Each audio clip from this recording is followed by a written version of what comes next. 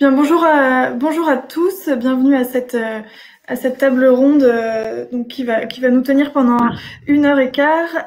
Donc il sera question de la prise en charge du grand âge et de la perte d'autonomie qui en découle parfois. Je suis avec donc nos trois intervenants qui sont sur scène pour aborder ces questions-là avec nous. Donc évidemment, le sujet qui va nous occuper principalement, c'est la création de cette 5e branche qui a vocation, donc 5e branche de l'assurance maladie, qui a vocation à prendre en charge cette question du grand âge. Donc on va voir ce que ça change, ce que ça devrait changer, comment est-ce que ça peut être financé. Voilà, tout ça, on en parlera donc avec nos trois intervenants. Avant de commencer et de rentrer dans le vif du sujet, je vous rappelle, pour ceux qui n'étaient pas présents aux tables rondes précédentes, je vous indique, plus que je ne vous rappelle, que vous pouvez poser évidemment toutes vos questions. Donc en haut à droite, vous voyez normalement un onglet questions. Donc, vous pouvez poser toutes les questions. C'est moi qui me chargerai de suivre l'évolution de ce fil et de retransmettre les questions au fur et à mesure de la discussion aux intervenants que ça concerne. Vous pouvez également voter pour les questions d'autres personnes. Donc, c'est-à-dire que nous, les questions qui ont le plus de votes remontent en haut du fil. Donc, ça permet éventuellement poser plus rapidement les questions qui intéressent le plus grand nombre d'entre vous. Voilà, et puis pour le reste, n'hésitez pas sur le chat à nous signaler le moindre problème de son, etc., qui peut malheureusement se présenter dans les circonstances particulières des JEA numériques. Donc voilà, je vais maintenant passer la parole dans un premier temps à Jérôme Voiturier. Donc vous êtes directeur de l'UNIOPS, c'est vous qui allez avoir la lourde tâche de prendre la parole en premier. Donc vous êtes l'UNIOPS, je rappelle, donc c'est l'Union nationale qui regroupe donc, par le biais d'antennes régionales plusieurs milliers de structures privées à but non lucratif, donc du secteur social, médico-social et sanitaire. Donc vous allez peut-être dans un premier temps revenir sur une distinction qui peut paraître assez technique, mais qui sera importante pour le déroulé de la discussion par la suite. Une distinction entre ce qu'on appelle 5e branche, que j'ai juste évoqué à l'instant, et 5e risque de dépendance. Merci, j'espère qu'on m'entend parce que j'ai quelques problèmes techniques. Vous m'entendez? Là, c'est très bien. Parfait, merci. Je vous remercie pour l'invitation. Permettez-moi, avant de commencer, de m'associer à l'hommage qui a été fait ce matin à Philippe Frémaux, très bel hommage. Hommage je m'associe au nom de l'UNIOPS, mais aussi à titre personnel, parce que pour une génération dont je fais partie, il a été quand même un des grands. Il nous a permis de voir que l'économie était une science humaine, et que pour tous ceux qui s'intéressent à la transformation sociale, il fallait maîtriser les concepts économiques. Il a su le faire avec brio et nous faire comprendre des concepts qui étaient parfois difficiles. Je vais revenir tout de suite sans transition, comme on dit, à votre question. Et comme disait un homme politique, vous avez vos questions, j'ai mes réponses. Donc moi, plutôt que parler de dépendance et grand âge, je voudrais parler d'autonomie qui regroupe à la fois les personnes âgées et les personnes en situation de handicap. Pourquoi je reviens là-dessus? Parce que on est à l'heure actuelle à la croisée des chemins. D'ailleurs, le débat sémantique entre 5e risque et 5e branche le montre bien. Si on revient à la création de la sécurité sociale, c'est un compromis. C'est un compromis entre une volonté universaliste du CNR et les partenaires sociaux qui ont été amenés à gérer cette protection sociale, qui se sont intéressés à la question de l'emploi particulièrement. Et les risques en découlent. Vous avez bien sûr le risque assurance maladie pour les salariés qui sont en arrêt maladie. L'accident du travail, ça semble évident. Le risque retraite, qu'est-ce qu'on fait des salariés qui, une fois qu'ils ont fait toute leur carrière, peuvent partir à la retraite? Et le risque famille, c'est aussi comment on compense l'événement familial dans une vie professionnelle, avec une politique démographique d'inclusion ou pas des femmes dans le marché du travail. Ce compromis, il montre bien que la question de la dépendance, alors la dépendance liée au grand âge, c'est pas la retraite, c'est autre chose. La dépendance liée au handicap n'est pas conçue au départ. Il faut attendre les années 50 pour que soient créées les structures d'emploi pour les personnes en situation de handicap. Vous noterez par ailleurs que dans les risques initiaux, il n'y a pas le chômage, parce qu'on est dans une période de plein emploi. vous remarquerez qu'il n'y a pas la question de la pauvreté, puisque la question de la pauvreté ne se pose pas dans ces termes qu'ils sont actuellement, puisqu'on imagine que la société et les 30 glorieuses vont éradiquer la pauvreté. Vous n'avez pas la question du handicap, parce que les personnes en situation de handicap ne sont pas sur le marché du travail. Donc, on va continuellement être entre deux eaux, risque et branche. Bon, à un moment, il faut définir les termes. Le risque, c'est ce que la société collectivement accepte de prendre en charge comme aléa. La branche, c'est le tuyau, on va dire, institutionnel et financier qui va permettre de répondre à ce questionnement. On a pour le handicap et la dépendance liée à l'âge un amalgame, j'oserais dire, de dispositifs qui se créent, mais pas de conception collective de la question de la dépendance ou de l'autonomie. Dépendance et autonomie, c'est l'un et l'autre sont vus d'un côté positif ou négatif. Il faut attendre l'arrêt Perruche de 2000 pour que la question de la conception collective du handicap soit perçue. L'arrêt Perruche, très rapidement, et je ne vais pas rester très longtemps là-dessus, l'arrêt Perruche, c'est une femme enceinte qui a un diagnostic de rubéole qui n'est pas décelé par son médecin, qui va ensuite accoucher d'un enfant en situation de handicap. Elle va attaquer en justice sur la question de la faute du médical lié à son propre état, mais aussi également attaquer au nom de l'enfant sur son enfant, sur le risque, l'impossibilité qui lui a été donnée de ne pas naître. À travers ça va naître un débat passionnant, je l'ai vécu de très très près, qui va aboutir à l'article 1 de la loi Kouchner, loi du 4 mars 2002, dit loi Kouchner, sur est-ce que le handicap est un risque ou pas au sens de la protection sociale. Il faut attendre 2005 pour que le président de la République le président de la République de l'époque, Nicolas Sarkozy, remette sur le tapis la question de la 5e branche ou de la 5e risque, et je fais un saut dans l'histoire, on arrive au rapport Vachey. Le rapport Vachey est très intéressant parce que à la fois, il pose la construction juridique d'un risque avec des valeurs, mais également l'architecture qui veut être l'architecture de la branche. Or, à l'heure actuelle, on a, dans les débats parlementaires, on est toujours en attente, je crois que Patrick Doutroni l'a dit dans la table ronde précédente que j'ai suivie, on est toujours dans l'attente de savoir quid de la grande loi autonomie, mais on est à la croisée des chemins. On est à la croisée des chemins, on va très certainement vers une 5e branche et non pas vers un 5e risque. Et la différence est simple, c'est que si c'était un 5e risque, il y aurait toute une conception à minima de prise en charge, comme peut l'être l'assurance maladie. Et une 5e branche, ça va être un agglomérat de dispositifs déjà existants. C'est ce qu'on a à l'heure actuelle. La loi de financement de sécurité sociale qui a été votée, qui est encore en cours de discussion, puisqu'elle sera en nouvelle lecture à l'Assemblée nationale à partir de lundi, ça n'est que des dispositifs qui existent dans des branches différentes, qui sont agglomérés pour créer une 5e branche. Mais on n'a pas de conception institutionnelle, conception de solidarité nationale sur la question de l'autonomie. Et on reviendra sur ce sujet-là aussi par la suite. Merci pour cette première introduction.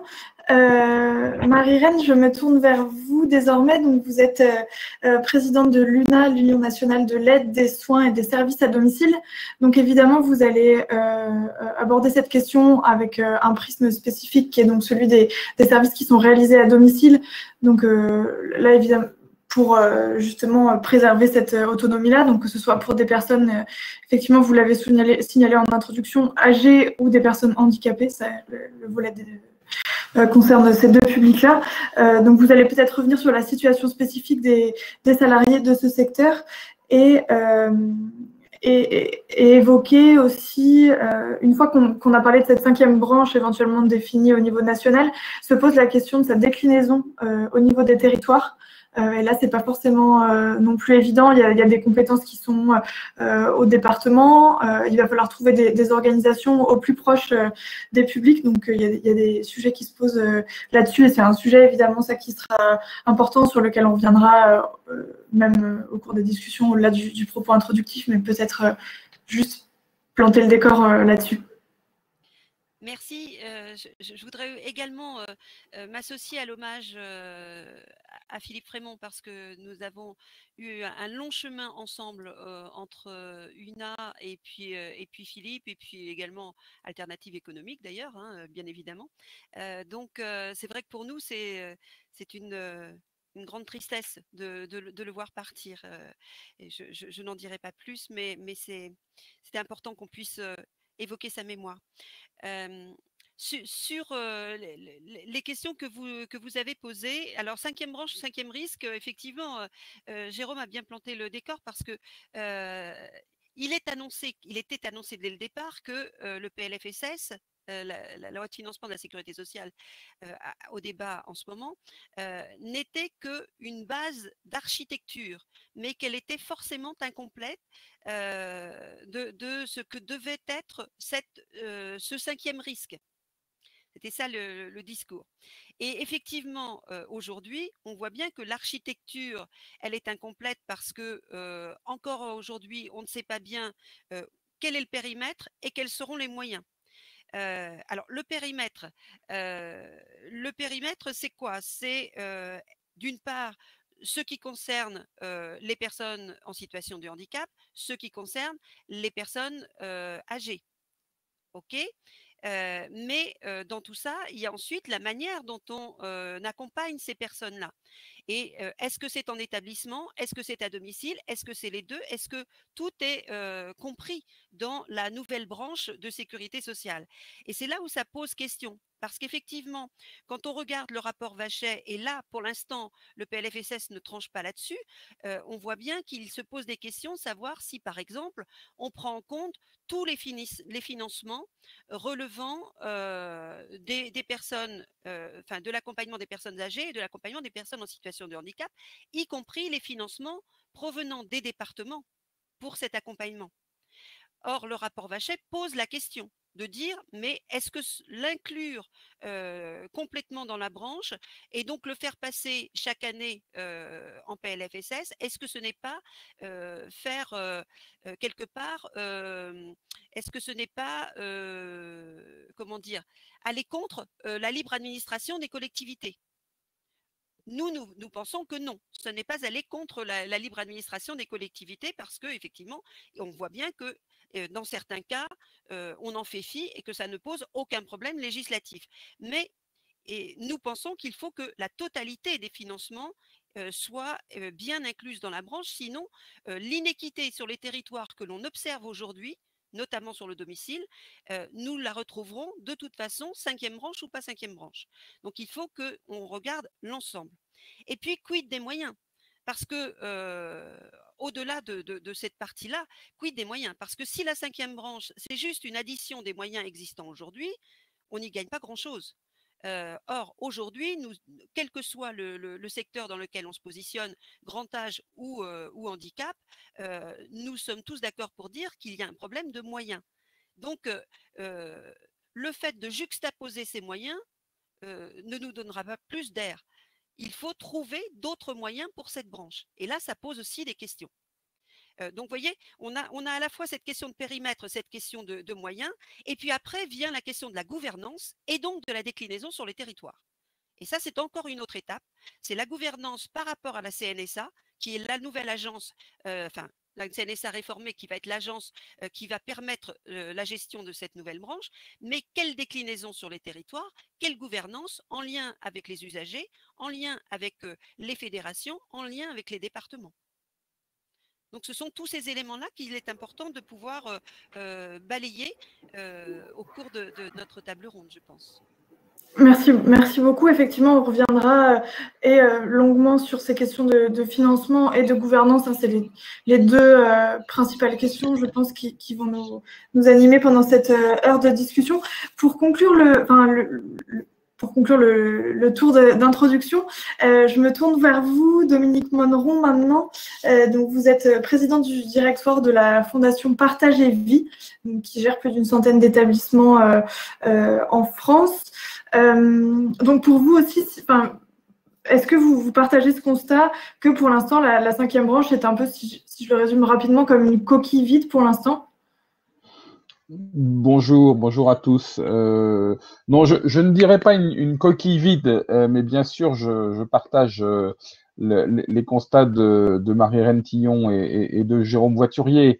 Je crois que ce qui est important, et je le dis d'un point de vue qui est le point de vue d'un opérateur qui intervient principalement dans l'univers des personnes âgées dépendantes, mais enfin en perte d'autonomie, mais également auprès des adultes handicapés et donc en perte d'autonomie du fait de ce handicap. Euh, je crois que la cinquième branche, elle montre, c'est une décision qui est une décision qui consiste à dire dans quel cadre on traite les risques dont il s'agit. Mais on ne peut pas dire que c'est une coquille vide, puisque il y a déjà évidemment toute une série de financements et de processus qui existent, et heureusement, déjà, et c'est ce que montre le rapport Vachet, elle est l'agrégation de toutes ces dépenses. Je voudrais rebondir sur ce que disait Jérôme. Ma lecture des choses, c'est de dire que cette cinquième branche, cette loi qui a été adoptée, effectivement, elle indique avant tout un changement de point de vue qui me paraît très important. Nos activités dans le domaine de l'âge et du handicap relèvent aujourd'hui du code de l'action sociale et pas du code de la sécurité sociale. D'accord ? Et ça voulait dire quelque chose de l'origine du risque que l'on traitait et de l'état d'esprit dans lequel on traitait ce risque. C'est-à-dire que considérer jusqu'à maintenant que la lutte contre la perte d'autonomie, qu'elle relève du grand âge ou qu'elle relève du handicap, relevait de l'action sociale, c'était inspiré de ce qui historiquement a été la raison pour laquelle on a pris en charge ces situations, et qui était la logique de secours aux indigents. Hein. J'emploie à dessein le terme parce qu'il permet de se repérer. Hein. C'est d'une certaine façon, nous sommes les héritiers des hospices, des œuvres de bienfaisance, etc., et qui existaient bien avant la sécurité sociale, mais où l'idée était de dire, face à un risque qui est un risque individuel, il y a des personnes qui peuvent supporter ce risque et qui vont avoir les moyens de compenser leur perte d'autonomie en employant toutes les aides dont elles ont besoin, etc. Et puis les autres, individuellement, ils sont dans le besoin et il y a une puissance publique qui vient secourir les personnes dans le besoin en les aidant. Et c'est pour ça que jusqu'à maintenant, on relève du code de l'action sociale. Et je pense que le message qui consiste à dire aujourd'hui, on relève d'une approche qui est une approche de type sécurité sociale, et j'ai vu Jérôme réagir. Bien sûr qu'une partie de nos financements vient de la sécurité sociale et donc relève bien de cette logique-là, mais quand même, ça éclairera aussi les questions qui sont les questions de gouvernance, par exemple. C'est-à-dire que je crois que dire qu'on est aujourd'hui un risque social considéré comme un cinquième risque de la sécurité sociale, qui figurera désormais dans le PLFSS, c'est nous mettre dans les logiques de l'assurance, de la sécurité sociale, qui est une logique d'assurance collective, et qui est une logique d'assurance collective universelle. C'est-à-dire que on sort d'une logique où on ne couvrirait le risque que pour les personnes les plus démunies, et de même que l'assurance maladie a une vocation universelle, la couverture du risque de perte d'autonomie, elle doit être universelle. Et quand on dit qu'elle doit être universelle, là aussi on va y revenir, elle est universelle à la fois en ce qu'elle concerne l'ensemble de la population, et pour laquelle on reconnaît qu'il y a un besoin de compensation du risque encouru. Elle est universelle au sens où tout le monde concourt à son financement, qu'il soit victime de ce risque ou pas, et donc avec une dimension d'assurance qui doit être le plus possible mise en œuvre. Et encore une fois, nos dispositifs d'assurance, ils peuvent être des dispositifs publics, ils peuvent être des dispositifs plus ou moins privés ou mutualisés.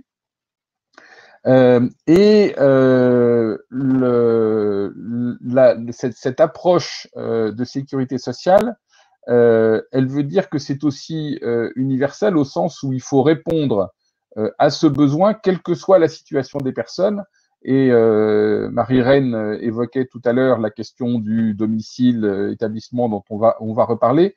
Tout ça, c'est au fond différents lieux où ce risque doit être couvert par l'organisation de la branche. Voilà. Donc, je pense que ça, c'est une première approche qui est importante, qui permet de se dire, on va avoir une approche du risque qui est très globalisante. Là, aujourd'hui, on a une approche qui est quand même beaucoup plus une approche parfois en tuyau d'orgue avec toutes les difficultés qu'on connaît aujourd'hui. Et puis, pour finir de vous répondre, donc non, aujourd'hui, ce n'est pas une coquille vide, mais ce n'est qu'une agrégation, c'est-à-dire que l'instauration, la création de la 5e branche revient à dire qu'on a un pilote dans l'avion maintenant qui est identifié, qui est la CNSA comme la CNAM pilote le risque assurance maladie ou la CNAV le risque vieillesse. Mais au-delà de ça, on n'a créé aucune ressource nouvelle. On en est encore à se poser la question de quels sont les financements qu'on met dans l'enveloppe globale pour dire qu'elle fait 43 milliards ou je ne sais plus combien, etc. Mais pour l'instant, on ne change pas les conditions dans lesquelles ce risque est pris en charge. Et du coup, évidemment, cette 5e branche n'est qu'un début d'une politique de compensation de la perte d'autonomie qui doit à l'évidence être améliorée et dans sa gouvernance et dans son financement et même dans sa conception universelle. Voilà, peut-être que c'est comme ça que je dirais les choses en introduction. Merci beaucoup. Je rebondis du coup sur les aspects de financement qui sont importants. Donc vous avez indiqué que c'était donc pour l'instant pas totalement vide puisque c'était une branche qui quand même avait reçu des financements issus de part et d'autre, voilà, qui était l'agrégat de différents dispositifs déjà existants.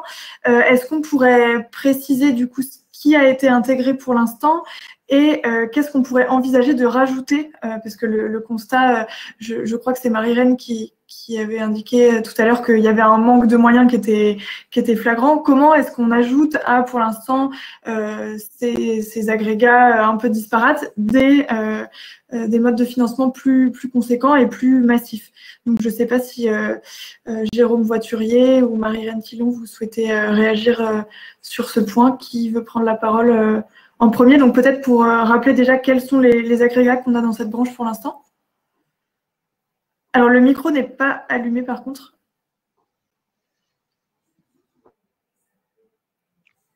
C'est bon là? Voilà, bon. Non, il y a plusieurs agrégats. Alors, je ne vais peut-être pas rentrer dans le détail. Il y a des agrégats qui viennent de l'assurance maladie, bien sûr. Il y en a qui viennent de la branche famille. Dans les grandes masses, en tout cas. Dans les grandes masses, on était de mémoire et sur du rapport Vachet, je crois qu'on était sur l'idée que les agrégats hors agrégés avant, on devait être sur 38 milliards, je crois, et on doit être à 41 à l'heure actuelle. Non, 28, 31, et le rapport Vachet arrivait sur 41 nécessaires. Deux remarques, si vous permettez. La première, j'entends ce que dit Dominique, que ça dépend de l'action sociale. Il y a quand même un acteur important qui n'est pas aussi important dans les autres branches ou risques, c'est l'aspect décentralisé. C'est pour ça qu'on est dans le code de l'action sociale, c'est que à 50%, c'est une politique nationale, mais aussi avec des acteurs territoriaux qui ont une part prépondérante et considérable. Et sur le financement, il y a un vrai problème, c'est-à-dire autant on a réussi à quantifier le besoin pour la dépendance liée à l'âge, autant sur la dépendance liée au handicap, on n'a pas d'outils solides qui nous permettent d'avoir une connaissance précise du besoin. à ce propos, on est membre du collectif handicap et voilà, on se pose la question de savoir, le rapport Libaud montre très bien le besoin financier pour le grand âge, mais on n'a pas l'équivalent du rapport Libaud pour le handicap sur les besoins. Et qu'est-ce qui l'empêche? Qu'est-ce qui empêche la quantification pour ce qui est lié aux situations de handicap? Est-ce qu'il y a des choses évidentes? Pas à ma connaissance. D'accord. Pas à ma connaissance. Et donc, du coup, je vous laisse enchaîner donc, sur peut-être les. Vous avez donc rappelé ce qui avait été intégré comme financement pour l'instant à cette branche. Qu'est-ce qu'on pourrait, ou je ne sais pas si Marie-Anne veut prendre le relais peut-être, mais qu'est-ce qu'on pourrait intégrer de plus conséquent maintenant qu'on a. Il y a déjà, Jérôme parlait du handicap, c'est vrai qu'il faut que l'on voit, mais là, il y a des écoles un peu différentes sur ce que l'on intègre en matière de handicap. Parce que, par exemple, les allocations parentalité, les allocations adultes, allocations d'accompagnement jeune enfant, voilà, l'AEH, je cherchais le terme, merci. Ces allocations-là, il y a vraiment des écoles très différentes de savoir si on les intègre ou pas. Or, nous sommes un certain nombre à dire il faut pouvoir intégrer tout ce qui relève du handicap, de l'accompagnement du handicap, si on veut vraiment faire une vraie politique autonomie qui intègre tout ce qui relève du handicap et tout ce qui relève du grand âge. Donc ça, c'est déjà le premier point. Et comme je le disais tout à l'heure, et Jérôme a rappelé que c'était un peu particulier cette branche-là, parce que du coup, on touche aussi à des éléments qui relèvent de compétences de collectivités territoriales. Donc, c'est vraiment quelque chose. On a une branche qui est un peu hybride là quand même, hein, par rapport. Dominique faisait état de la construction des branches, des différentes branches de la sécurité sociale et de l'universalité des risques jusqu'à maintenant. Et là, on a quelque chose qui est complètement hybride, de par les moyens. Parce que du coup, ça ne ressort pas de cotisation en tant que telle. On n'a pas de cotisation de sécurité sociale de cinquième risque. Donc, c'est quelque chose de très particulier et très particulier aussi parce que l'on touche aux compétences de collectivités territoriales. Donc, effectivement, là, on a fait quelque chose, un outil très particulier, mais pourquoi pas, mais à la condition d'essayer de se mettre d'accord sur les moyens supplémentaires nécessaires. Alors effectivement, déjà, il faudrait pouvoir prendre en compte l'ensemble des moyens qui ont été répertoriés, des besoins qui ont été répertoriés dans les différents rapports, et ça ne manque pas quand même, hein. Les rapports grand âge ne manquent pas. Que ce soit le rapport El Khomri, le rapport Libaud, on pourrait sortir un certain nombre d'autres rapports parlementaires, il n'y a pas de souci. On a moins d'éléments, certainement, sur les besoins liés au handicap, mais on a quand même une idée par rapport à tout ça. Et puis après, il faudra un peu de courage. Et le courage, c'est quoi? C'est du courage par rapport à qui paye quoi, où est-ce qu'on trouve les moyens supplémentaires. Quand on dit on crée une 5e branche, mais en même temps on ne veut pas lever l'impôt supplémentaire, ça va être compliqué quand même.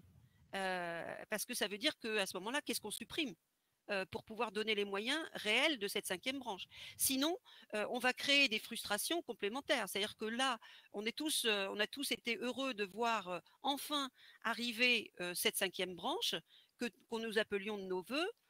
Nous étions un peu dubitatifs sur le montage. Nous le sommes encore plus au regard du PLFSS là. Mais si, au bout du bout, la loi autonomie continue de traîner en longueur, pour ne plus être le marqueur social de ce quinquennat, mais être le marqueur social peut-être de l'éventuel futur quinquennat, pose question.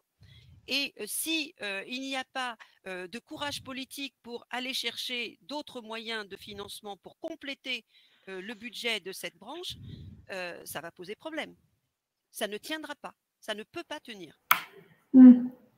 Dominique Monneron, peut-être un mot sur ces questions de financement pour Pour terminer sur le sujet. Oui, justement, mais je voudrais réagir là-dessus. C'est que, et sur les deux propos, ceux de Marie-Reine Tillon et de Jérôme Voiturier, c'est bien le sujet, quoi. Si la cinquième branche n'est que l'habillage de la situation actuelle, ça sert pas à grand chose. Je veux dire, tout ça, on le connaissait, on sait comment ça marchait, ou comment ça avait du mal à fonctionner, et on sait les moyens qui nous manquent, etc. Donc, la cinquième branche, elle a une raison d'être si elle est le socle, la base d'une nouvelle approche de ce risque de perte d'autonomie. Parce que si c'est pour faire comme avant, je suis pas sûr que ça serve à grand chose. Et non seulement ça va pas servir à grand chose, mais on va passer un temps infini à vouloir à tout prix mettre dans une même boîte des choses qui viennent de sources différentes, etc. On voit bien le débat qu'on a sur la question de la prise en compte des ressources des collectivités territoriales. Et j'entends bien ce que dit Jérôme, et Jérôme a raison sur le constat de la réalité aujourd'hui. Mais c'est peut-être aussi des choses que la cinquième branche interroge. Je vais juste prendre un exemple simple, qui est bien connu, qui est celui de la partie dite dépendance dans la tarification des EHPAD, à côté du risque soins et du risque hébergement. Bon. On a créé une réforme en disant c'est de la responsabilité des collectivités territoriales. Je le redis au titre de l'aide sociale, et c'était un petit biais. On a créé donc une responsabilité des collectivités territoriales en disant aux collectivités territoriales, vous pouvez définir les conditions dans lesquelles vous prenez en charge cette dépendance. En réalité, on s'est retrouvé avec des écarts de prise en charge du même risque de dépendance d'un département à l'autre, qui ont rendu les choses complètement ingérables et complètement injustes sur le territoire national. Je suis désolé, mais qu'on l'accepte ou pas, enfin, je pense qu'il faut être cohérent, quoi. À partir du moment où on dit qu'on a une cinquième branche qui couvre un risque national, ça veut dire qu'on va couvrir ce risque de la même façon partout sur le territoire. Et dans ces conditions, est-ce que c'est bien cohérent que les collectivités territoriales, dans une logique de décentralisation, continuent à porter une partie de ce risque? J'en suis pas sûr. Voilà. Bon, alors évidemment, quand on se pose ce genre de questions, on va commencer à mettre en jeu plein de positions acquises, plein d'habitudes enracinées, plein de processus qui existent depuis des dizaines d'années. Mais si c'est pas pour se poser ce genre de questions, je crains un peu que, encore une fois, la cinquième branche soit au mieux un coup d'épée dans l'eau, au pire une façon de se compliquer la vie par rapport à une situation qui était déjà complexe. Et vous faites justement très bien là du coup la transition des questions de financement vers les questions de gouvernance. Effectivement, donc vous soulignez l'inéquité des prestations sur l'ensemble du territoire, qui interroge donc la pertinence de maintenir ces compétences au niveau des départements. Qu'est-ce qu'on pourrait imaginer d'autre si on considère que ce ne sont plus les départements qui doivent être responsables de cette prise en charge de la perte d'autonomie? Est-ce qu'on peut imaginer des caisses locales ou alors un transfert partiel aux agences régionales de santé? Qu'est-ce qu'on peut imaginer d'autre? J'imagine que c'est tout nouveau. Voilà, qu'est-ce qui pourrait fonctionner mieux et résoudre ces inégalités qu'on observe aujourd'hui? Je ne sais pas qui veut se lancer sur le sujet. Merci. Ce projet, il n'arrive pas en plus, il arrive dans une période spécifique. Il arrive dans une période où on a une crise Covid et on s'est bien rendu compte que une politique nationale ne fonctionne pas, des collectivités territoriales seules ne fonctionnent pas. À la suite du premier confinement, qui n'est malheureusement pas le dernier, on a eu tout un débat, enfin il est apparu tout un débat sur ARS, pas ARS, conseils départementaux, pas départementaux, des prises de position de l'ADF disant en gros on finance, on sait faire, donnez-nous le bébé et on saura gérer. Et par ailleurs un souci d'égalité territoriale qui faisait qu'il y avait une nécessité d'avoir une politique nationale. C'est vrai que la différence à l'heure actuelle, et c'est ce qui manque dans le projet, c'est que pour les caisses, pour la CNAM, vous avez les CARSAT, vous avez les CPAM, pour les CNAM, vous avez CARSAT. Voilà, bon. Là, à l'heure actuelle, on a une CSA, enfin une CNSA, pardon, nationale, et on ne sait pas très bien qui va gérer la chose territorialement. Il peut apparaître dans les projets que les MDPH renouvelés, les maisons départementales de l'autonomie, pourraient être ce lieu. Pour être ce lieu, parce qu'il faut associer dans la gouvernance territoriale, bien sûr les conseils départementaux, mais aussi les ARS, mais aussi les acteurs, et j'insiste sur les acteurs. Les acteurs, ce sont les 3 personnes que vous avez autour de la table, enfin de l'écran, ce sont les personnes concernées, ce sont les financeurs. Donc, la révolution des MDPH, transformation en maison départementale des personnes en situation de handicap en maison départementale de l'autonomie, peut être un vecteur qui permettra d'avoir une déclinaison territoriale. Mais pour le moment, là, on est vraiment au milieu du gué ou du chemin, à la fois dans un PLFSS qui amorce les choses et dans une attente d'une loi autonomie qui est, à ma connaissance, pas obligatoirement programmée. Il y a quand même un très mauvais signe, je tiens à le dire. On nous avait dit qu'il devait y avoir un LAROC de l'autonomie qui devait justement réfléchir à tout ça. C'est silence radio depuis un certain temps sur le LAROC de l'autonomie. J'ai bien peur que ce soit une occasion perdue. Marie-Reine Tillon, peut-être sur les questions de déclinaison territoriale, qu'est-ce que vous pourriez imaginer si on considère que ce ne sont plus les départements qui doivent garder la totalité de la prise en charge de ce risque? Nous pensons que ça ne veut pas dire, enfin, autant on insiste sur le fait qu'il y a une nécessité d'équité territoriale. C'est évident. On parlait de l'universalité tout à l'heure. L'APA et la PCH sont des droits. Mais qui dit droit dit égalité du citoyen devant la loi, donc dit égalité dans l'accessibilité aux droits.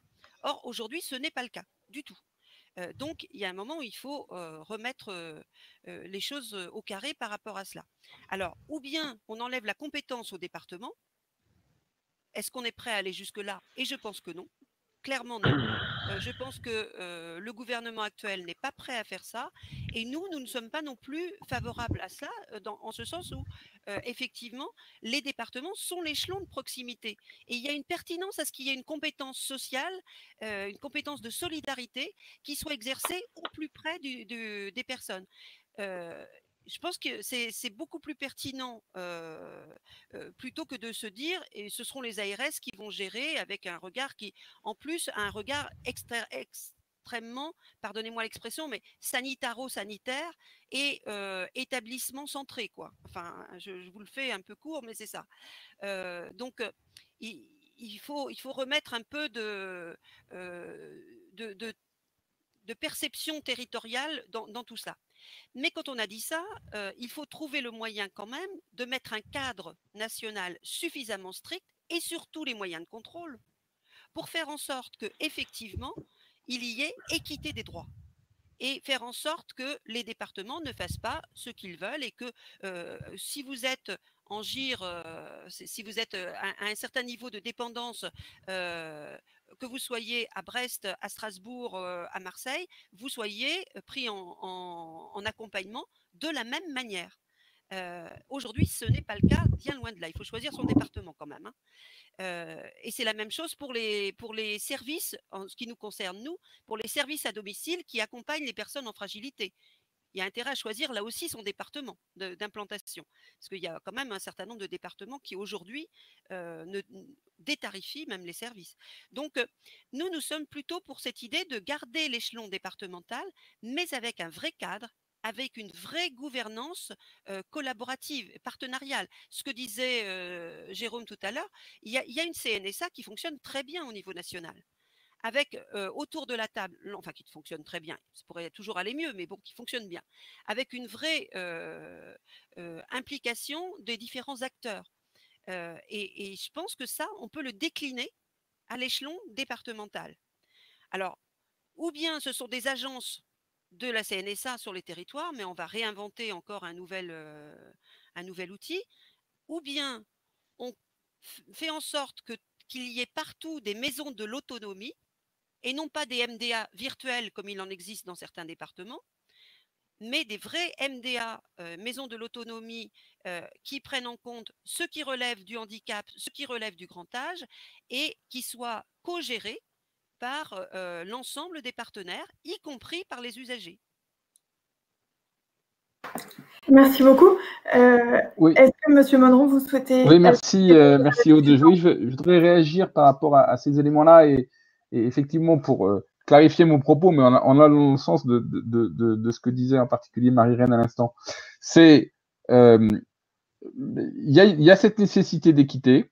Je crois d'ailleurs que c'est de ça qu'il faut partir. C'est que on a un risque de perte d'autonomie.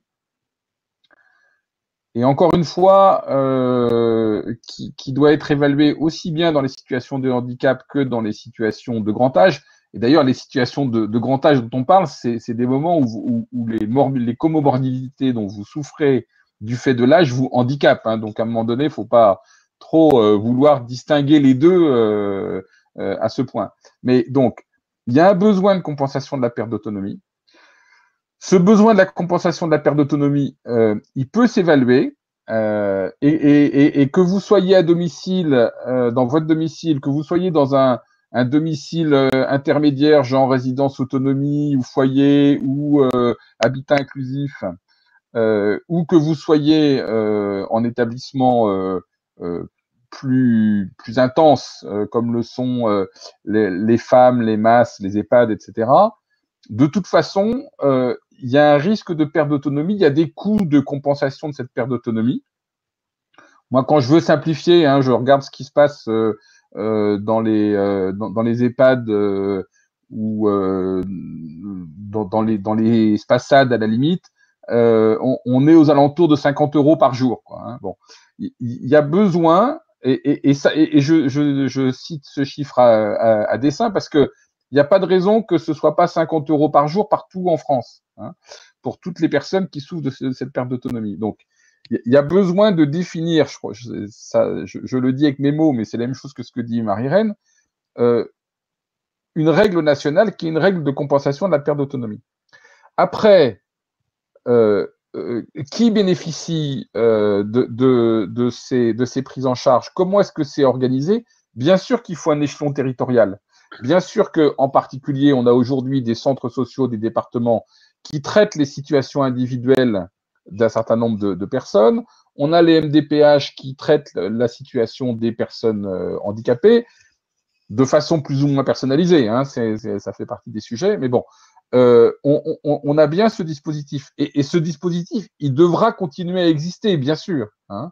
C'est-à-dire que le bras armé, en particulier vis-à-vis des bénéficiaires, ça restera toujours un échelon local, et cet échelon local, il peut très bien continuer à être celui des départements qui ont leurs différentes antennes de contact social, comme on a des CCAS ou d'autres structures. Enfin bon, mais effectivement, on voit bien que là, les collectivités locales ont un rôle à jouer dans l'allocation au détail des moyens aux bénéficiaires de la compensation de la perte d'autonomie. Mais encore une fois, à condition que les règles soient des règles universelles, d'une part, et donc que d'une façon ou d'une autre, il y a un pot commun des ressources, parce que sinon on n'y arrivera pas. Et du coup, en faisant attention aussi à pas trop morceler les approches, c'est-à-dire que ce qui est vrai pour le dialogue avec les bénéficiaires individuels, hein, les personnes concernées, est pas forcément nécessairement vrai pour les différentes structures qui interviennent pour apporter la prestation de perte d'autonomie. Et donc là, aujourd'hui, on a différentes structures qui interviennent et qui, d'une façon ou d'une autre, doivent être plus ou moins régulées, mais à partir du moment où on universalise les ressources disponibles, après à chacun d'être géré au mieux en fonction de la ressource disponible pour apporter de service rendu. Et c'est là où on peut se poser la question de savoir si la meilleure formule est que ce soit les départements qui pilotent les structures. C'est entre autres un peu des choses qu'on commence à voir émerger sur la distinction entre le back-office qui serait les établissements et les structures et ce qu'on appelle le front-office, donc le service au public, qui là serait rendu par les départements. Et je pense que ça, c'est effectivement une approche qui se défend assez bien. Et je vois qu'il y a plusieurs questions qui se posent là que je vais regrouper sur ce que cette branche, la création de cette 5e branche pourrait changer pour les personnels donc, qui sont au contact des personnes en perte d'autonomie. Et avec notamment une question de Claude, les personnels d'EHPAD et les auxiliaires de vie seront-ils encore les oubliés? Donc j'imagine les oubliés, notamment on pense au Ségur récemment. Est-ce qu'il n'y a pas une nécessité dans un premier temps, si on veut mieux prendre en charge les personnes en situation de perte d'autonomie, est-ce qu'il ne faut pas d'abord aussi faire attention aux salariés qui s'en occupent et qu'est-ce que là les discussions en cours, etc., peuvent permettre d'espérer? Tant est qu'on puisse en espérer quelque chose. Alors, on va peut-être changer l'ordre pour que ce ne soit pas toujours Jérôme Voiturier qui se lance le premier. Je ne sais pas qui. Là, je suis sûr que Marie-Reine a beaucoup de choses à dire, donc allez-y, Marie-Reine. On vous laisse la parole. Merci. Oui, lorsqu'on a dit tout à l'heure qu'il fallait vraiment les moyens et des moyens supplémentaires dans cette 5e branche, ça voulait évidemment dire qu'il faut inclure les moyens nécessaires pour de véritables revalorisations salariales. On ne peut pas aujourd'hui continuer sur la lancée où on est. Ça fait, pour ce qui nous concerne, nous, le domicile, ça fait maintenant des années que l'on a réclamé des revalorisations salariales. Nous avions jusqu'à la semaine dernière, on va dire, nous avions 17 catégories de la branche, de la convention collective qui étaient en dessous du SMIC. 17 catégories. Nous avons fait un grand pas, nous en sommes à 10 catégories aujourd'hui, puisque l'avenant 44, alors je ne vais peut-être pas faire insister sur les différents types d'avenants, mais il y a eu une revalorisation du point qui fait qu'il y a 10 catégories qui sont en dessous du SMIC. Ce n'est pas entendable. C'est-à-dire qu'on ne peut pas tenir des discours sur la qualité de l'accompagnement des personnes qui sont en fragilité, sur la nécessité d'avoir des professionnels qui soient dûment formés, et en même temps ne pas donner les moyens de les payer correctement. On ne peut pas envoyer des personnes qui sont en précarité et qui souffrent de leur précarité pour s'occuper des plus fragiles. Enfin, il y a quelque chose, on marche complètement sur la tête. Donc, effectivement, nous réclamons à corps et à cri une revalorisation salariale. La branche, c'est-à-dire les 4 fédérations pour ce qui nous concerne de la branche du domicile et l'ensemble des organisations syndicales qui sont autour de la table ont signé un avenant en début d'année qu'on appelle l'avenant 43 qui permettrait une revalorisation de 15% des salaires. Le minima, c'est qu'on y arrive. C'est le minima. Aujourd'hui, nous attendons l'agrément. Il a été retoqué la semaine dernière par la Commission nationale d'agrément au motif qu'une fois de plus, on n'avait pas les moyens et parce que l'État nous renvoie vers les départements et que nous, le domicile, nous sommes la balle de ping-pong permanente entre l'État et les départements, ce n'est pas possible. Ça, il faut en finir avec ce genre de jeu de ping-pong, effectivement. C'est une fois pour toutes, on crée une branche, on met les éléments qu'il faut, les moyens qu'il faut pour l'accompagnement, que ce soit en établissement, que ce soit au domicile, et on arrête de jouer avec c'est du ressort de Pierre, c'est du ressort de Paul. Et par contre, il faut effectivement, la personne qui posait la question a tout à fait raison, il faut effectivement donner les moyens. Je dois rappeler, vous parliez du Ségur, le Ségur, encore une belle initiative que celle-ci, c'est très bien pour un certain nombre d'établissements et il y en avait besoin de cette revalorisation. C'était nécessaire et loin de moi l'idée de dire qu'il ne fallait pas le faire. Mais par contre, le résultat des courses, c'est quand même que comme on n'a pas touché au salaire dans le domicile, aujourd'hui, quand vous êtes aide-soignante à domicile ou quand vous êtes aide-soignante en établissement, il y a 300 € d'écart. Donc aujourd'hui, le résultat du Ségur, c'est que l'on est en train de vider les SIAD, les services de soins infirmiers à domicile, parce que des aides-soignantes qui sont là depuis 20 ans, depuis 25 ans, nous disent, écoutez, on adore travailler avec vous, mais on a une famille à nourrir, donc on s'en va. Et ça, ce n'est pas entendable. Alors là encore, il va falloir que l'ensemble de ces éléments soient pris en compte dans le cadre de la branche.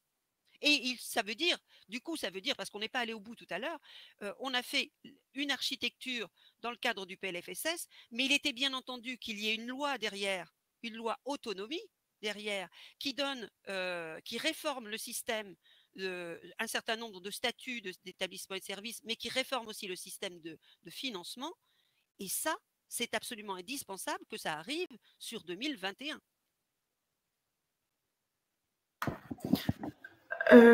Oui, je ne peux que rebondir sur ce que dit Marie-Reine. Je crois que la logique d'universalité qu'on appelait tout à l'heure pour les bénéficiaires, hein, encore une fois, quel que soit l'endroit où ils résident, effectivement, qui relève du handicap ou du grand âge, qui n'est qu'une distinction administrative au fond, hein, je veux dire, quand on remonte sur l'historique, et après qui est maintenu pour des raisons de contraintes financières évidentes vu les différences de financement qui existent dans l'univers du handicap par rapport à celui du grand âge. Mais à l'évidence, il y a un besoin d'universalité. Là, je voulais juste donner un témoignage qui est un témoignage d'opérateur. La Fondation Partage et Vie gère à la fois des établissements personnes âgées, des établissements personnes handicapées, des services à domicile. On a passé un accord au titre, enfin on a pris une décision au titre de la FEAP pour pouvoir appliquer le Ségur. Là, on a le droit de le faire, qui est dans les EHPAD. Et moralité, si vous voulez, si j'applique le Ségur à l'ensemble des collaborateurs de Partage et Vie, ça représente 20 millions d'euros en année pleine. Et pour l'instant, je n'ai que 17 millions d'euros parce qu'on ne va me financer que pour les EHPAD et les résidences autonomie.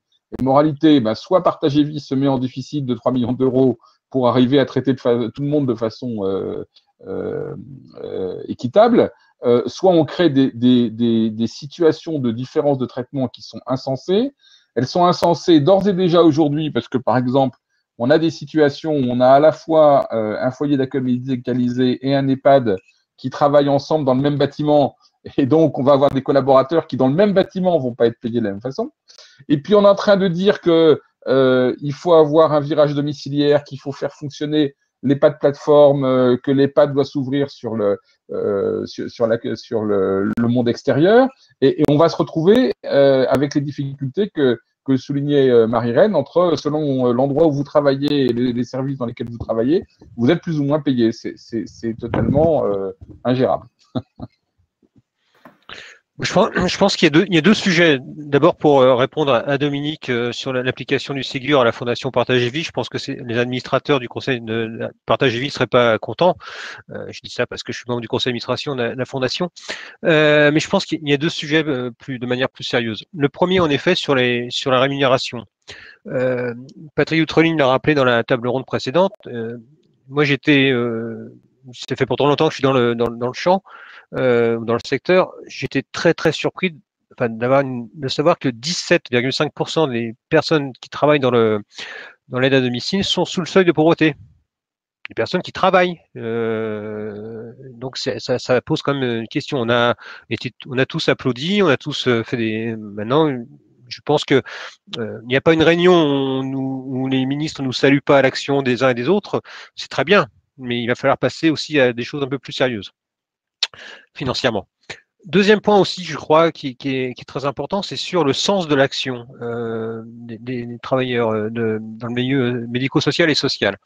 Il se trouve que là aussi, professionnellement, avant, j'étais dans la fondation Caisse d'épargne pour la solidarité, qui était l'ancêtre de la fondation Partage et Vie, et donc j'étais en contact avec l'ensemble des directeurs et des intervenants. On voit une transformation des métiers depuis une vingtaine d'années. C'est devenu une succession d'actes millimétrés, chronométrés, dans lequel l'aspect humain, je ne dis pas disparaît, mais en tout cas est mis et n'est pas valorisé. Je crois qu'il y a une nécessité aussi d'avoir une réflexion globale je pense, enfin, nous sommes plusieurs, avoir une réflexion globale sur le sens des métiers, sur le fait que l'efficacité économique est certes intéressante, certes importante, nécessaire, mais que ce sont d'abord des métiers humains et l'aspect humain doit surtout réapparaître et ne pas disparaître au détriment d'une doxa budgétaire. Oui, donc effectivement, un besoin, au-delà des revalorisations de salaire, un besoin de porter un besoin de reconnaissance tout simplement de ces métiers, de l'utilité sociale qu'ils comportent, etc. On le voit bien, effectivement, c'était le sujet de la table ronde précédente sur ces métiers dits de premiers de corvée qu'on a applaudis, etc. et qui sont pourtant toujours dans des situations très, très, très compliquées. Dominique Monon, vous parliez de cette volonté d'arriver vers une sorte d'EHPAD plateforme. Il m'est venu la question de savoir justement comment est-ce qu'on améliore la complémentarité entre les EHPAD et les services à domicile aujourd'hui qui fonctionnent chacun comme deux silos avec on voit des disparités qui se créent complètement hallucinantes en termes de rémunération, etc., qui contribuent encore plus à renforcer cette dualité entre ces deux milieux-là. Qu'est-ce qu'on peut faire pour améliorer cette complémentarité-là et de fait fluidifier le parcours des personnes qui sont prises en charge? J'ai un peu donné les clés. Hein. Je crois qu'effectivement, ce qui est important, c'est que les conditions de prise en charge de la perte d'autonomie soient équivalentes, quel que soit le lieu où se trouve la personne qui subit cette perte d'autonomie. Hein. Et il ne faut pas que vous ayez des aides différentes selon que vous êtes en établissement ou dans telle catégorie de logement ou à votre domicile. Voilà. Ça, je crois que c'est vraiment fondamental. Et encore une fois, si la cinquième branche doit servir à quelque chose, c'est à ça, c'est à homogénéiser cette prise en charge. Voilà. Ça c'est la première réponse fondamentale. Parce qu'une fois qu'on a dit ça, alors on a simplifié les choses parce que si on peut avoir des collaborateurs avec les mêmes compétences, rémunérés à peu près dans les mêmes conditions pour apporter le même service aux bénéficiaires où qu'ils résident, ça devient une question d'organisation. Alors, c'est pas simple parce que nous avons tous nos structures, que il faut les faire coexister, il faut les faire coordonner et il n'y en a pas qui sont meilleurs que d'autres. Nous, on fait l'expérience à Partager Vie de la façon dont on peut essayer de faire fonctionner ensemble nos établissements avec notre service d'aide à domicile dans le Douaisis. Bon, il y a des progrès, c'est pas totalement évident. On voit que il y aurait quand même un vrai avantage parce que ça permettrait de mettre un petit peu de variété dans les conditions d'emploi de nos collaborateurs, que de temps en temps un certain nombre de collaborateurs qui sont au domicile aimeraient bien travailler un peu en établissement. Dans l'autre sens, des collaborateurs qui travaillent en établissement préféreraient pendant un certain temps aller à domicile, que on peut jouer sur l'appui sur l'EHPAD pour des services de restauration ou de choses comme ça. Enfin voilà, il y a tout ce travail-là qui est à réaliser, qui prendra du temps, parce que encore une fois, ça suppose d'installer de la coopération entre différents acteurs et où il ne s'agit pas de dire qu'il y a un modèle unique. Encore une fois, le tout établissement n'a pas de sens, le tout domicile n'a pas de sens. C'est-à-dire que de toute façon, il faudra répondre à différents types de besoins. À l'évidence, plus on peut rester dans son domicile, mieux on se porte, et donc il faut le faire. Mais à l'évidence aussi, il y a un certain nombre de personnes, qu'elles soient des personnes handicapées ou qu'elles soient des personnes âgées, qui ne pourront pas rester dans un domicile individuel parce que leur état de santé et les soins qu'elles réclament rendent ça impossible. Et dans ce cas-là, elles seront en établissement. Mais il faut arriver à bien organiser ce parcours. Voilà. Jérôme Voiturier, est-ce que vous avez quelque chose à ajouter sur ce sujet de la complémentarité entre les différents types de prestations, entre guillemets? Non, moi, s'il y avait un seul avantage, ce n'est pas le seul, mais un seul avantage à la création de cette cinquième branche, ça va peut-être être l'arrêt des barrières d'âge. On a déjà la barrière d'âge de 75 ans qui n'existe plus et la barrière d'âge, je l'espère, de 60 ans. En gros, pour faire simple, et vous allez comprendre, le sujet est simple, c'est que dans le dispositif, le dispositif actuel, une personne qui a 59 ans, enfin 62 ans et 364 jours est considérée comme une personne en situation de handicap et du jour au lendemain, elle est considérée comme une personne âgée. Avec un changement de dispositif, un changement de repère, un changement de compétences des uns et des autres. C'est juste incompréhensible. Si on arrive à avoir ne serait-ce qu'une branche autonomie, j'ose même pas dire un risque, mais une branche autonomie qui permette une continuité de parcours de la personne et dont le point central, ce ne soit pas le dispositif, ce soit la personne et les besoins de la personne, ce sera déjà un très très gros progrès. Quand on lit le rapport Vachet, il met en préambule les points nécessaires pour créer un risque. Le point nécessaire, c'est d'abord d'avoir une meilleure efficience économique et une meilleure compréhension du système. Là, à l'heure actuelle, je mets au défi quiconque d'avoir une lecture globale, compréhensible de l'ensemble du dispositif. Je reviens sur le point précédent.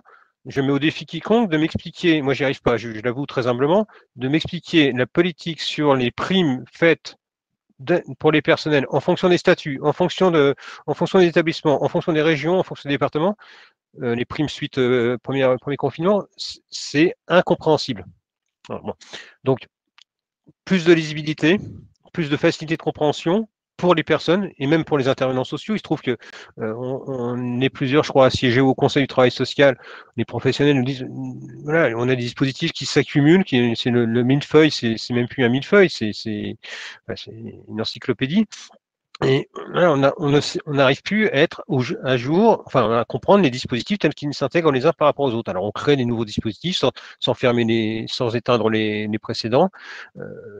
Voilà, s'il y avait au moins un intérêt, il y en a plusieurs, mais l'intérêt principal que je vois sur cette cinquième branche, c'est vraiment de créer une fluidité et une lisibilité.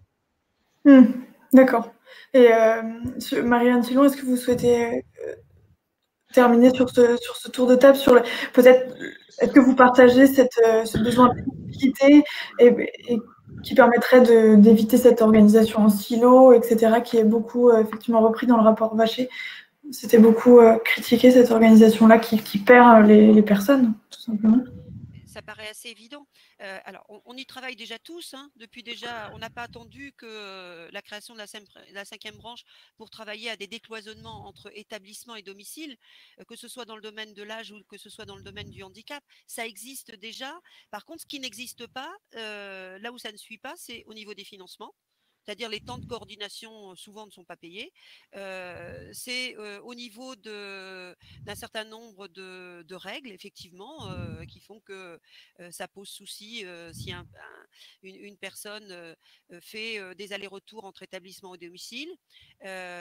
Donc, c'est ça qu'il faut essayer de mettre en œuvre. C'est à la fois, la notion de parcours, c'est le parcours de l'usager. C'est-à-dire que c'est le droit pour la personne de choisir son lieu de vie. Et vous, comme moi, nous avons déménagé plusieurs fois. Et pourquoi est-ce que, parce que l'on est en situation de handicap, pourquoi est-ce que, parce qu'on est arrivé à 75 ans, on aurait plus envie de déménager? Pourquoi est-ce qu'une fois pour toutes, il faudrait qu'on choisisse le domicile ou l'établissement? Et puis si on choisit l'établissement, c'est jusqu'à la fin de ses jours, parce qu'on n'aura pas le droit de faire retour en arrière. Ça, c'est totalement inacceptable. Il faut à un moment donné prendre en compte le fait que les gens, ils vivent, ils font des choix différents et qu'ils puissent être accompagnés de la même manière par des personnels qui sont qualifiés, quels que soient leurs allers-retours entre établissement et domicile. Et puis ça va dans le sens de l'histoire aussi. C'est vrai pour le handicap, par exemple, où la France s'est quand même bien fait taper sur les doigts par l'ONU dans un rapport il y a 2 ans ou 3 ans maintenant peut-être, parce qu'elle avait une orientation beaucoup trop établissement, et donc l'ONU considérant que c'était quelque part entre guillemets privatif de liberté d'envoyer les personnes systématiquement en établissement. Du coup, Madame Cluzel, à juste titre, a donné quelques injonctions pour faire le virage inclusif. Ok, mais le virage inclusif, faisons-le. Donnons les moyens, effectivement, de faire des allers-retours, là encore, dans le domaine du handicap, et quel que soit l'âge, entre établissement et domicile. décloisonnons. Je parlais des financements. Il y a 2 ans, je crois que c'est dans le PLFSS d'il y a 2 ans, est sorti un fameux article dit article 51 qui était supposé révolutionner les choses parce que nous allions pouvoir décloisonner les financements entre le sanitaire et le médico-social. Nous avons été quelques-uns à déposer des projets dans ce cadre-là. Nous y sommes toujours parce qu'il y a toujours une virgule qui ne va pas bien au niveau des administrations centrales. Donc, il y a un moment où quand même, il va falloir trouver le moyen de donner de la fluidité et pas seulement en parole, mais en actes et en moyens. Et là, je rejoins mes collègues, s'il y a peut-être un endroit où on puisse trouver cette fluidité, c'est peut-être dans la mise en œuvre de cette 5e branche et donc dans la future loi. On l'espère en tout cas. Merci beaucoup pour cet aperçu. Alors, je vois qu'il nous reste donc un peu moins de 10 minutes, 7 minutes pour être précise, parce que j'ai des contraintes très strictes sur l'heure de fin. Alors, il y a une question qui a été posée à laquelle il est difficile de répondre en si peu de temps. Comment la dépendance est-elle organisée dans les autres pays européens? Mais je me demandais si ça pouvait pas être l'occasion de mentionner si certains d'entre vous ont juste des exemples de certains types de bonnes pratiques dont on pourrait s'inspirer dans le cadre de toutes les discussions là, qui vont avoir lieu sur la 5e branche. Voilà, est-ce que vous avez comme ça des choses assez concrètes qui ont été mises en place à l'étranger qu'on pourrait appliquer, alors que ce soit en termes de gouvernance, en termes de financement, de complémentarité entre les différents, entre le domicile et puis des institutions? Est-ce qu'il y a des choses comme ça qui vous parlent ou pas? Marianne, ton micro. Oui, j'ai l'impression que je me demandais si vous essayiez de parler ou pas. Je disais, c'est un peu compliqué parce que chaque pays a son architecture, son organisation, sa culture. C'est un peu compliqué. J'ai en tête, par exemple, l'exemple de la Norvège et d'un certain nombre de pays nordiques où la culture est d'abord domiciliaire. Et où effectivement, il y a un certain nombre de règles nationales et ensuite, alors l'État donne des règles et ensuite ce sont les municipalités, mais alors qui n'ont pas tout à fait le même format non plus qu'ici. Enfin, j'ai envie de dire les municipalités qui s'apparenteraient un peu aux communautés de communes françaises. Enfin bon, à quelque chose près, hein, c'est pas. Et donc, ce sont les municipalités qui doivent mettre en œuvre ces politiques-là sur leur territoire et être au plus près des personnes, avec une vraie organisation au sens du domicile d'abord. Alors forcément, nous, ça nous va bien, hein, mais après, il faut relativiser. Et puis la Norvège, c'est à peu près une population grande comme chez moi en Bretagne, quoi. Donc c'est peut-être pas tout à fait le même rapport. Enfin bon, je n'ai pas forcément d'autres exemples. Je ne sais pas si mes collègues en ont d'autres en tête. Sur les comparaisons, je me méfie énormément parce que, là, comme le disait Marie-Reine, on a des systèmes administrativo-politiques ou politico-administratifs différents. En ce moment, c'est la grande mode de faire une comparaison avec l'Allemagne pour différents sujets. L'Allemagne, peut-être le pays que je connais le moins mal des autres pays européens, l'Allemagne, je rappelle, c'est juste un État, il y a les Länder qui ont un pouvoir totalement différent que peuvent avoir les régions de libre administration. Donc les comparaisons sont un peu plus compliquées que l'État fédéral et pour des raisons historiques sur lesquelles je ne reviendrai pas, fait qu'il y a une administration des Länder. Après, il y a un autre sujet qu'on peut aussi imaginer, c'est que par rapport à cette question, c'est que on n'a pas parlé des aidants. Et la culture des aidants, il y a une culture, enfin, il y a une approche, on va dire, latine, si je peux me permettre, du rôle des aidants de la famille, sans rentrer dans les caricatures, qui est en une autre mesure que peut l'être dans notre pays. En Angleterre, si c'est le même système que le système d'assurance, enfin l'équivalent d'assurance, le NHS anglais pour la dépendance, vous êtes vraiment là aussi sur des sujets communaux, avec des communes qui ont un pouvoir autonome. Donc bon. Moi, je pense qu'on a, j'espère pas faire bondir mes deux collègues, je pense qu'on a un système qui, sur le papier, de maillage et d'équité peut être le meilleur, mais qu'il y a un problème. Il y a juste, enfin, je crois que l'équation principale, c'est d'avoir à la fois la capacité à avoir une égalité de traitement sur l'ensemble des territoires et une équité territoriale pour rattraper les différences territoriales. Donc, on a un maillage administratif qui fonctionne. Bah, on peut critiquer certains trucs, mais on n'a pas de zone blanche totale. On a encore un système où, et c'est très important, où le ticket d'entrée, c'est pas votre carte bleue. Ça l'est de plus en plus. Néanmoins, il faut avoir une sécurité que tout le monde puisse, quel que soit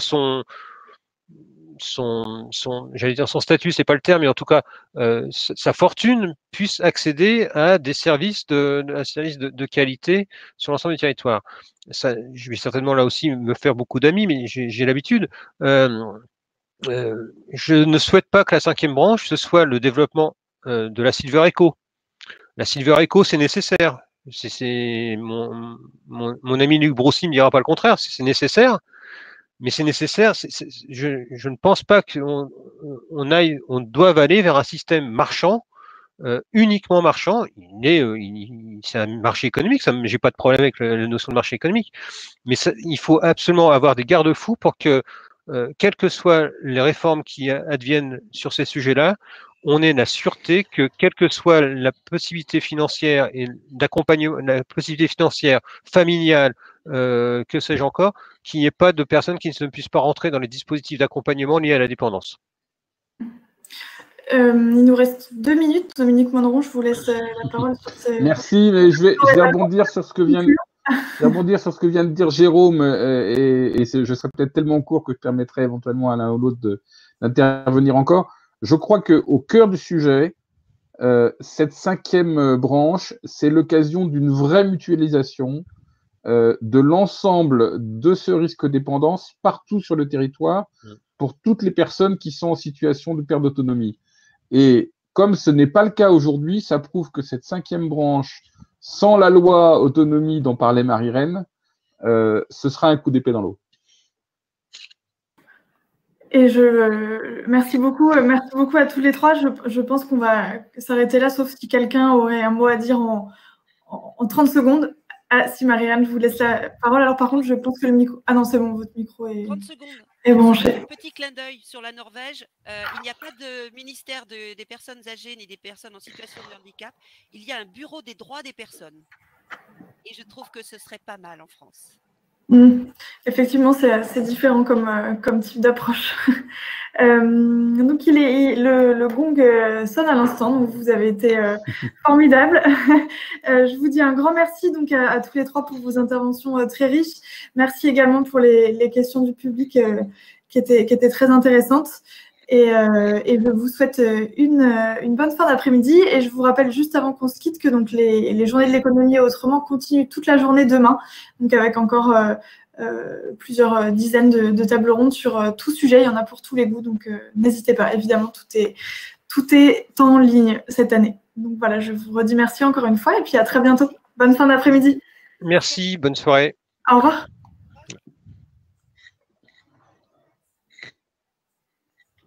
Merci, au revoir.